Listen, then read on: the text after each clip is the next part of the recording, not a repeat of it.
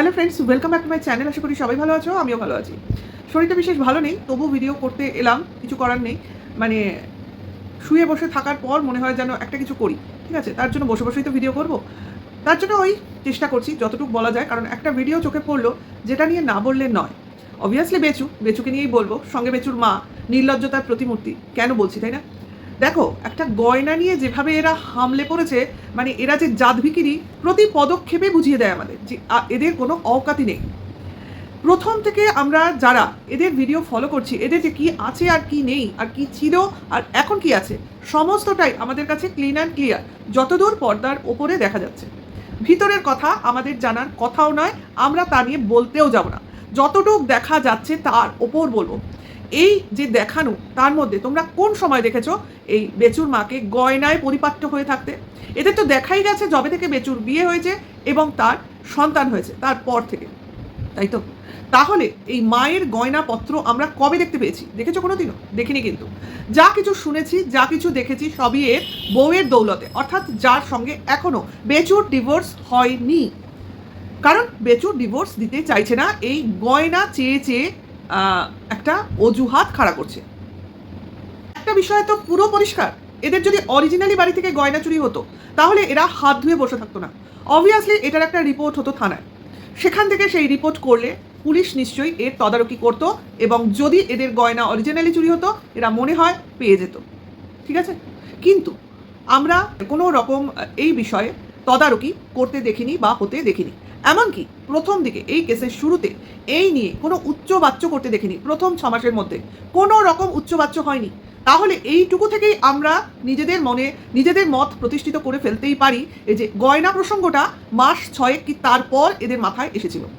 অর্থাৎ যার বাড়িতে গয়না থাকবে এবং বাড়ি থেকে গয়না উধাও হয়ে যাবে, তার কিন্তু 6 মাস পর খেয়াল করবে না, ঠিক আছে? 6 মাস পর খেয়াল করার কথাও নয়, যেখানে তারা অলরেডি অনেক আগে থেকেই নিজেদের কাজ গোছাচ্ছে। কেন বলছি না? কারণ বউ বাড়ি থেকে বেরোয়নি, 14ই আগস্ট, ভুলে যায়নি ডেটটা। সেই দিন থেকে টাকা পয়সা সরানো হচ্ছে ব্যাংক থেকে। তাহলে এরা নিজেরাই আগে থেকে গোছাতে শুরু করে দিয়েছিল। শুধু এই গয়না প্রসঙ্গটা এদের মাথায় ছিল না, সেটা নিয়েও বিস্তারিত আলোচনা করব, কারণ আজকের বিষয়টাই গয়না। কারণ গয়না নিয়ে ভীষণভাবে জলঘোলা করে তোলা হচ্ছে এই মা ছেলে মিলে মিলিত প্রচেষ্টার দ্বারা। মায়ের লোক তো প্রথম থেকে, কারণ তার কিছু ছিলও না কোনোদিনও। আর যেটুকু ছিল আমরা শুনতে পেয়েছিলাম এদের ব্লগ ভিডিওতে যে বহুদিন আগে ডাকাতি হয়ে গেছিল। তারপরে যদি বা কিছু এরা গড়িয়ে করিয়ে থাকে, সেটা সেরকম কিছু না, খুবই নগণ্য কিছু জিনিস হবে, যে সাতনলি হার, কানের পাশা, হাতের বালা, এমন কিছুই না। এটা তো দাবি দিয়ে বলতে পারি এদের এসব কোনোদিনই কিছু ছিল না। হ্যাঁ, বিয়ে করার পর ছেলে বৌমাকে তো আশীর্বাদ স্বরূপ কিছু দিতেই হবে, সেগুলো তারা দিয়েছিল যেটুকু তাদের সামর্থ্যে কুলায়। এবং বৌমাটিও বিবাহের উপহার স্বরূপ বেশ কিছু গয়না পেয়েছিল তার শ্বশুরবাড়ির দিকের আত্মীয় স্বজনের কাছ থেকে। এইগুলো দেখে শাশুড়ি মার হয়তো জিভ লগ্লকি উঠেছিল যে বৌমা এইসব পাচ্ছে, হয়তো এইবার বৌমার দৌলতে ওই জিনিসগুলো আমার গায়েও উঠবে। থাকে না এরকম অনেক শাশুড়ি থাকে যে শাশুড়ি বৌমা একই গয়না পড়ছে, কিন্তু আমাদের মধ্যে এই চলটা নেই। কেন চল নেই সেটাও বলবো, কারণ আমাদের মতে যে যার গয়না সে শেষে পড়ে। হ্যাঁ, যদি শাশুড়ি না থাকে তার অবর্তমানে তার গয়না ডিস্ট্রিবিউট হয়, যদি একাধিক সন্তান থাকে। আর যদি একটিই সন্তান থাকে তো সে তো পুরোটাই পায়। এইভাবে আমরা অন্তত আমাদের ফ্যামিলিতে আমি দেখিনি কারোর গয়না কেউ পড়েছি। এমনকি আমি আমার নিজের মায়ের গয়নাও পড়ি না। কেন পড়ি না? কারণ মা এখনও জীবিত, মার কাছে আছে, মার ওটাই সম্পদ। কাজেই মা হয়তো সেগুলো গায়েও দেয় না, কিন্তু আমার পড়তেও ইচ্ছা করে না। নিজেরটাই পড়ি না, তো মায়ের এই হয়েছে ব্যাপার। কিন্তু ব্যাপারটা কি, মা কি সেগুলো নিয়ে যাবেন, কোথাও চলে যাবেন নিয়ে, বা কাউকে দিয়ে দেবেন না? কিছুই নয়। সেগুলো হয়তো ভবিষ্যতে আমার কাছেই আসবে, কিন্তু সেটা কথা নয়। কথাটা হচ্ছে লিপ্সা, লোভ, আত্মসাৎ করার এই প্রবৃত্তি যাদের থাকবে তারা এই আশাতেই বসে থাকবে কখন ওই জিনিসটা আমার হবে, কখন ওটা আমি নিতে পারবো। তো এই জায়গা থেকেই আমার মনে হয়েছে এই বেচুর মার চরিত্রটা দেখে যে এর প্রচণ্ডই লোভ ছিল যেটুকু গয়নাপত্র ছিল তার বৌমার সেগুলোর প্রতি, ঠিক আছে? হ্যাঁ, এখন বৌমারও যে বিশাল কিছু ছিল তা নয়, তবু যেটুকু ছিল সেটুকুও তো তার ছিল না। তো সেই লোকটা যাবে কোথায়? কারণ তার অপারক স্বামী তাকে সেরকম কিছু গড়িয়ে দিতেই পারেনি, কারণ তার বর সারা জীবন করেছেটা কি? অ্যাটলিস্ট তখন তো ইউটিউবও ছিল না, তাহলে রোজগার পাতি ছিলই না কিছু। কারণ ওই যে স্বামী, তার কারিগরি জ্ঞান হয়তো বহুত আছে, কিন্তু শেষমেশ উনি কিছুই করে উঠতে পারেননি। অর্থাৎ শুরু তো উনি ভালোভাবে করেন, যার শেষটা নেই, তো তার দ্বারা রোজগারটাও ছিল না। সেই রোজগার না থাকার জন্য এই মহিলা জীবনের একটা ভালো পার্ট অভাবে কাটিয়েছেন। তো তার থেকে জানো তো, মানুষের অভাবে স্বভাব নষ্ট হয়, আর কিছু ভেতরে আক্ষেপ জন্মায়। তো সেইটাই তার সারা জীবন ধরে সঞ্চয় ছিল। সেই সঞ্চয় থেকে যখন সে তার মেয়েকে দেখলো প্রথমে, ঠিক আছে? এখানে আমি বেচুর মার চরিত্রটাই খানিকটা তুলে ধরতে চেষ্টা করছি। যখন সে তার মেয়েকে দেখলো, না মেয়েকে তো সে ছোট থেকেই দেখছে তার বাপের বাড়িতে বড় হতে, সেই দেখাটা বড় দেখা নয়, যে দেখাটা উনি সেইভাবে দেখলেন মেয়ের বিয়ের পর শ্বশুর বাড়িতে মেয়ের সম্পদ, তখন কিন্তু ওনার চোখ টাটিয়ে উঠেছিল।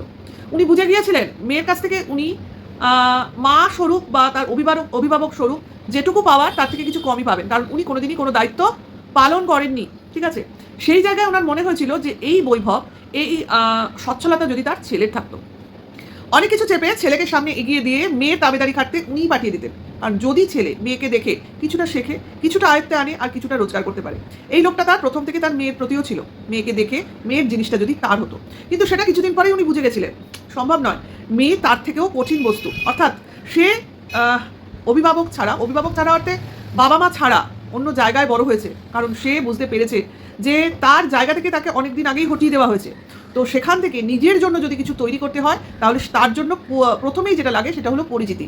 তো পরিচিতির দরুন মেয়ে তার পায়ের তলার মাটি শক্ত করতে পেরেছে এবং অবভিয়াসলি তার জীবনসঙ্গীও তার ভগবানের দান, যেটা কিনা সে তার ভাগ্যসূত্রে পেয়েছে।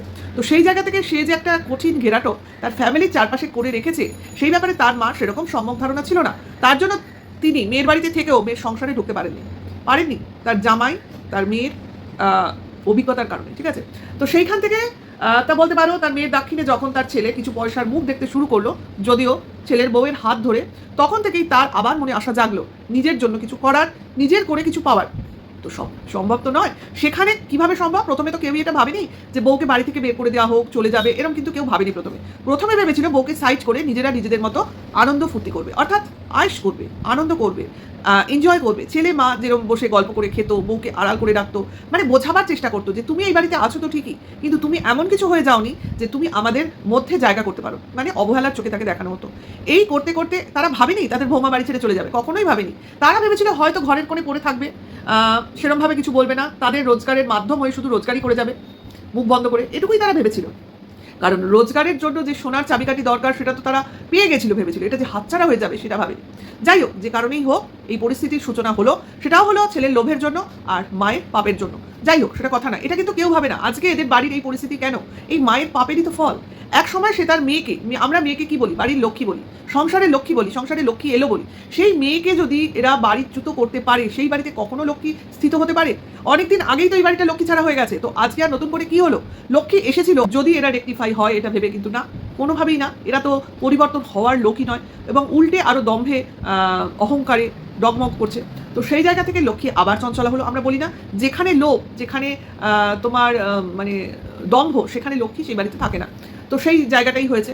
তো সে যাই হোক, এই 6 মাসের গল্প যেটা বলছিলাম, প্রথম 6 মাসে গয়নার গল্প আসেনি, কিন্তু এরা অলরেডি দুজনের মিলিত প্রয়াসে যে টাকা পয়সা ব্যাংকে ছিল যে অ্যাকাউন্টে, সেখান থেকে ফাঁকা করে দিল। এটা যে মিলিত প্রয়াসে তৈরি হয়েছিল, যেটা কিনা সবাই বলে কেন নেবে না, এটা তো স্বামী স্ত্রীর মিলিত রোজগার, তাহলে সেক্ষেত্রে স্বামী একা কেন আত্মসাৎ করবে, এই কথাটা তো কেউ বলছে না। সেখানে তো স্ত্রীরও 50% অধিকার আছে। স্ত্রী চলে গেলে স্ত্রীর অধিকারটা তো চলে যায় না, এটা কেউ মানছে না, এটা কেউ বলছেও না, অথচ স্বামী পুরো টাকাটা নিয়ে বসে রয়েছে। যাই হোক, এখানে কিন্তু গয়না তখনও আসেনি। গয়না যখন ডিভোর্সের কথা ফার্স্ট হলো মার্চ মাসে, তখনও কিন্তু আসেনি, শুধুমাত্র ছেলের কাস্টাডি এসেছিল। অথচ কিন্তু প্রথম থেকে বলা হচ্ছে মা ছেলেকে চায় না, এখনো বলা হচ্ছে মা ছেলেকে চায় না, তবুও মাঝে মাঝে বাবা বলে বসে ছেলে আমাদের কাছেই থাকবে, ছেলে আমার কাছে থাকবে, এটা তো আমি জিতে গেলাম। তাহলে ছেলে মা ছেলেকে চাই না, সেখানে বাবা জিতে গেল, এই কথা দুটোর মধ্যে কোনো রকম মিল তোমরা খুঁজে পাবে না। এদের কথার মধ্যেই ভারসাম্য নেই, সেখানে আর কি এদের কথা নিয়ে কথা বলবো। যাই হোক, গয়না প্রসঙ্গ ঠিক তখনই এলো যখন কিনা আর কোনো এদের পয়েন্ট ছিল না ডিভোর্স না দেওয়ার, কারণ এটা এদের মাথায় ঠিক আসেনি, অন্য কারো মাথা দিয়ে বেরিয়েছে। কিন্তু ওই যে বললাম স্ত্রী ধন, এটা ওই এদের গোয়ার গোবিন্দ মাথায় ঢোকা মুশকিল। স্ত্রীর যে একটা আলাদা ধন থাকে, যেটা কিনা আমাদের হিন্দু ম্যারেজ অ্যাক্টে বলা হয়, সেটা এদের মানে অবগত নয় যে স্ত্রীদেরও একটা নিজস্ব প্রপার্টি থাকে, যেটা তারা বৈবাহিক সূত্রে লাভ করে, এবং এই সম্পদটা শুধু তার একার, অর্থাৎ এই সম্পদে তার না স্বামীর না শ্বশুরবাড়ির কোনো লোকের অধিকার থাকে, কিছু করার নেই, এটাই আমাদের হিন্দু সমাজ। তো সেই জায়গা থেকে এদের লোভ চলে গেছে সেই ধন সম্পত্তির উপর, অর্থাৎ সেই উপহারের গয়নাগুলোর উপর। সেই গয়নাগুলো কেন এরা নিতে পারলো না? আসলে এরা প্রথমে এটাকে নিয়ে ভাবেইনি। এরা ভেবেছিল টাকা পয়সা নিয়ে নিচ্ছি ব্যাংক থেকে, বৌমা যদি রাগগ্রস্ত হয়ে বাড়ি ছেড়ে বাপের বাড়িও যায় তাহলে আর কতদিন থাকবে, ফিরে তো তাকে আসতেই হবে, আর বৌমা থাকলে বৌমার সঙ্গে গয়নাটাও থাকবে, মানে গয়না নিয়ে এদের মাথা ব্যথা প্রথম থেকে হয়নি, ঠিক আছে? পরে যখন বুঝতে পারলো যে না, বৌমা কোনোভাবেই আসবে না, এরা প্রথম দিকে চেষ্টা করেনি সেভাবে, পরের দিকে চেষ্টা করেছিল ফোনালাপের মাধ্যমে যদি আনা যায়, কিন্তু যখন কোনোভাবেই এদের হস্তগত বা করায়ত্ত হলো না, তখন এদের টনক হয়তো নড়েছিল, হায় রে বৌমার সঙ্গে তো বৌমার সঙ্গের গয়নাগুলোও চলে গেল। টাকা না হয় ব্যাংক মারফত আমরা নিয়ে নিতে পেরেছি, এটিএম কার্ড ছিল বলে। এটিএম কার্ড যদি না থাকতো তাহলেও হয়তো সমস্যা হতো, কিন্তু ওই যে ব্যাংকে কিছু অসুবিধা হয় না, আবার পোস্ট অফিসে অসুবিধা হয়। পোস্ট অফিসে দুজনের সাইন একসাথে লাগে, ব্যাংকে যেমন আইদার অর সার্ভাইভার হলেই হয়ে যায়, তো সেই রকম আর কি। তো সেই ক্ষেত্রে ব্যাংকের টাকা তো করায়ত্ত করতে পেরেছিল, কিন্তু পোস্ট অফিসটা পারেনি। তো সেটা জন্য অনেক লড়াই করে চলেছে হয়তো, কিন্তু এখনও হয়তো সেই ব্যাপারে সাকসেস পায়নি। আমার তো মনে হয় কোনোভাবেই এই বেচু আর তার মাকে ছেড়ে দেওয়া উচিত না। আজকে এই গয়না নিয়ে প্রতি পদক্ষেপে কাঁদুনি গাইতে বসে যে নিয়ে গেল চোরেরা, এখন তো চোরেদের মার্কেট, তারা প্রচুর লাভ, সারা জীবন খেয়ে ফেলতে পারবে। তাহলে বলি তোর যখন এতই দৃষ্টি চোরেরা এই করছে চোরেরা সেই করছে, এটা কি তোর লোভ হচ্ছে যে আজকাল এই চোরেরাই যদি গয়না চুরি করে এইরকম লাভবান হয়, সারা জীবন বসে খেতে পারবে, তো সেই পথটাই অনুসরণ করি? মনে হচ্ছে নাকি বেচু যে আমিও সেটা করলে পারতাম, তাহলে হয়তো আমাকেও আজকে বসে খেতেই হতো, আমার এরকম ক্যামেরা নিয়ে খাটতে হতো না নাকি? যাই হোক, সেটা কথা না। কথাটা হচ্ছে যে মায়ের এত গায়ে চলছে কেন? তার ছেলে তো তাকে শাখা বাঁধানো করিয়ে দিচ্ছে, তো সেই শাখা বাঁধানো হাতে জোড়া নেই কেন?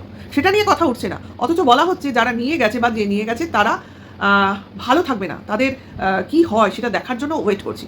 তো ওয়েট করতে হবে না। অলরেডি তো ভাগ্য বলতে শুরু করে দিয়েছে কে ভালো আছে। আপনারা ভালো আছেন? 5 লাখ টাকা নিয়ে আপনারা নিজেরা ভালো আছেন, না এই আলিশান মহল করে সেটা ধুয়ে জল খাচ্ছেন? কোনটা?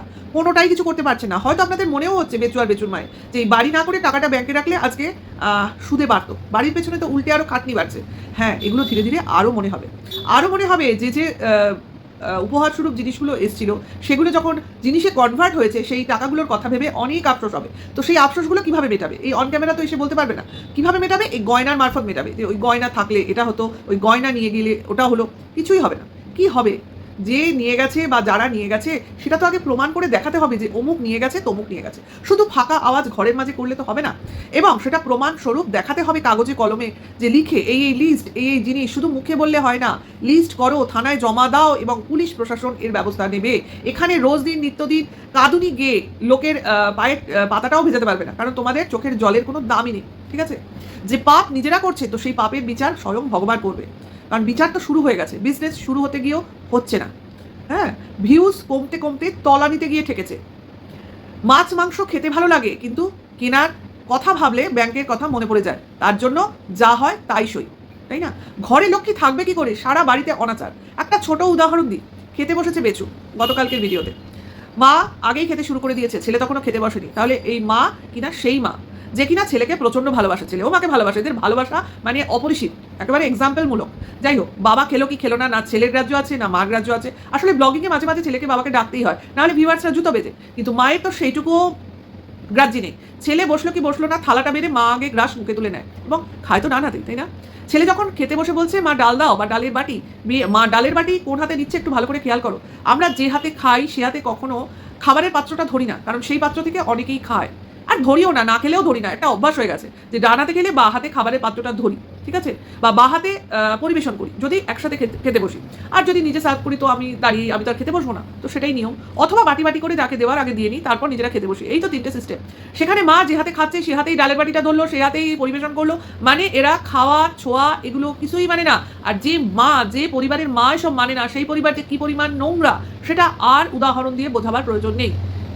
এই বাড়িতে মানে খাওয়া, একটা মানুষের এটো কাটার বিচার থাকে না, মানে ছোঁয়াছানি, সেটা তবু মেনে নিলাম, কিন্তু খাওয়া হাতে জিনিস ধরা এটা কি মেনে নেওয়া যায়? আর এরা বলে ঠাকুর, মানে রাধাকৃষ্ণের ভক্ত, লক্ষ্মীনারায়ণ এদের বাড়িতে আছে, ভাবা যায়? আর এরা সেই বাড়ির পাবলিক হয়ে খাওয়া হাতে জিনিসপত্র লোককে দেয়, যেখান দিয়ে হাঁটে সেখানেই খেতে বসে, সেই জায়গাটা মোছারও চেষ্টা করে না। আগে কিন্তু এরা যখন পুরনো বাড়িতে থাকতো, এরা কিন্তু যে জায়গায় খেত সেই জায়গায় আসন পেতে বসতো, অনেক সময় দেখিয়েছে, এবং সেই জায়গাটা মুছে নিত। এটাই তো সিস্টেম। আমরা যেখান দিয়ে হাঁটবো সেখানেই বসে পড়বো খেতে। খাওয়ার টেবিল থাকলেও তার ইউটিলাইজেশন নেই। অদ্ভুত ব্যাপার না? নতুন যখন একটা ফ্লোর করেছি সেই ফ্লোরেই আমার খেতে হবে। যাই হোক, আমার তো আরেক সময় মনে হয় এরা খাওয়ার পরও জায়গাটা সেভাবে মোছে না, দেখায় না তো, আগে তবু দেখাতো, এখন তো দেখায়ও না।